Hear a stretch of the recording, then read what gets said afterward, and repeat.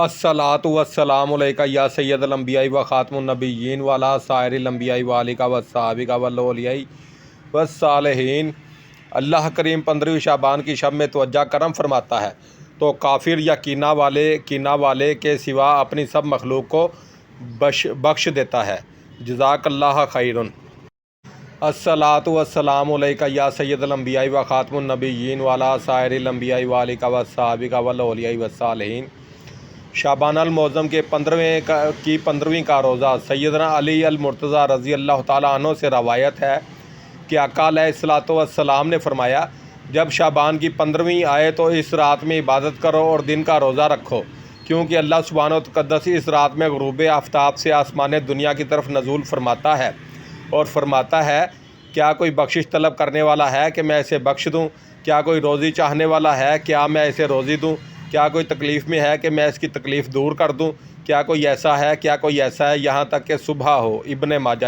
الصلاۃ والسلام علیکہ یا سید الانبیاء و خاتم النبیین وعلی سائر الانبیاء والک والصحابہ والاولیاء والصالحین۔ شب برات شریف کے نوافل ادا کرنے کا طریقہ۔ 15ویں شعبان کی رات میں 4 رکعت نفل ہیں۔ ہر رکعت میں بعد فاتحہ کے سورہ اخلاص 50 بار پڑھے اور دن کو روزہ رکھے۔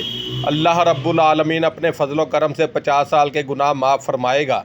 8 رکعت نوافل ایک سلام کے ساتھ ہیں۔ ہر رکعت میں سورہ اخلاص 11 بار پڑھے، پھر ثواب ہدیہ روح مبارک فاطمہ الزہرا رضی اللہ تعالیٰ عنہ کو بخشے۔ حضرت فاطمہ الزہرا خاتون جنت رضی اللہ تعالیٰ عنہ نے فرمایا، جنت میں ہرگز قدم نہ رکھوں گی جب تک اس کی شفاعت نہ کر لوں۔ جزاک اللہ خیرن۔